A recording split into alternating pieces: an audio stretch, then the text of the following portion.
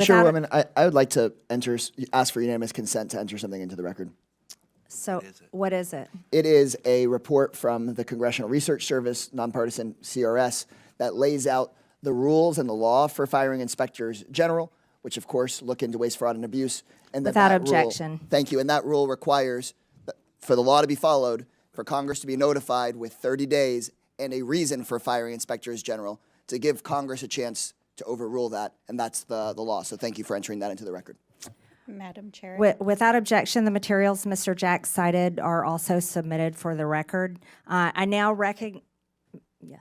Apologies. While we're on it, I'd also like to ask for unanimous consent to submit for the record 2 items. One is a statement from the AFL-CIO, Department of People who work for a living with views on working people to make the government work. And the second is a statement from the Center for Responsibility and Ethics in Washington on ways to combat waste, fraud, and abuse in the federal government. Without objection, so ordered. I now recognize the gentlelady from New Mexico and ranking member Ms. Stansbury for 5 minutes.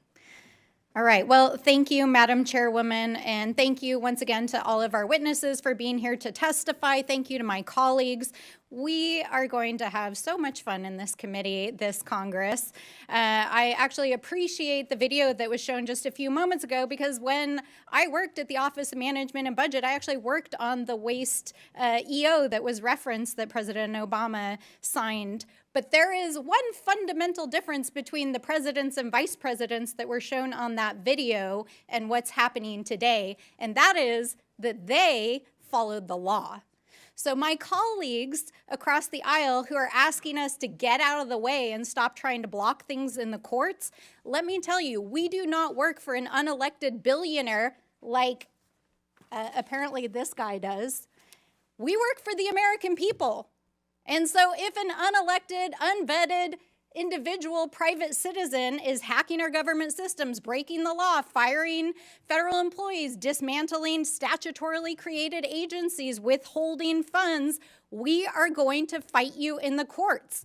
And I'm actually really sad that my dear friend Mr. Burchett left because I want to talk about that gravy train on biscuit wheels that he just talked about, because that gravy train is not the federal workforce, it's the billionaires that are trying to hack that system right now, and which unfortunately my colleagues right now are working on a reconciliation deal to cut Medicaid, to cut Medicare, and use that money to give to tax breaks to their billionaire buddies.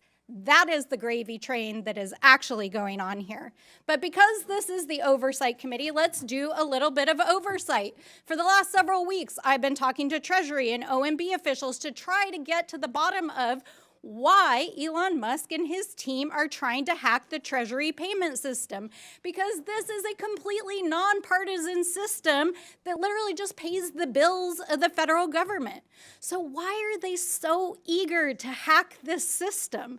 And I have to say that over the last several weeks, we have literally received thousands of calls in every single congressional office. In fact, we know that our friends across the aisle are also receiving these calls because this system pays the bills of the U.S. government. It pays our soldiers. It pays for the work that we do overseas. It pays your Social Security benefits. It pays your tax refunds. So why is Elon Musk and his hackers trying to access that system?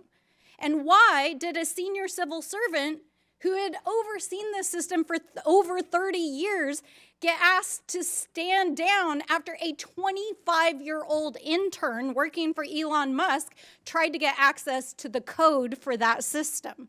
Now, thankfully, they were shut down in the court system, but Musk has installed, with the president's blessing, one of his Silicon Valley buddies, who I want to point out, in which the media has not paid a lot of attention to, is the CEO of a private IT company, including Citrix, that has millions of dollars in IT contracts with the federal government. And not only is he still operating as the installed DOGE person at Treasury, he's actively still the CEO of this private company. How is that even legal? Is it legal?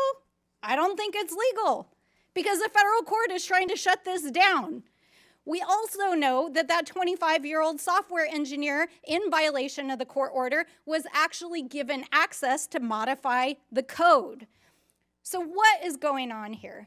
And why is this such a threat to the American people? Why are thousands of people calling us? It's because of the size and the significance of these payments, because it is an invasion of the privacy and security of the American people, because it could threaten our ability as a country if there was a default in the debt ceiling, and because it contains highly classified information that our foreign adversaries are trying to cyber attack us regularly for. So why is a private citizen being given access to this system? We know they're trying to shut down payments. They're trying to shut down agencies. What's next? Are they going to shut down your Social Security payments?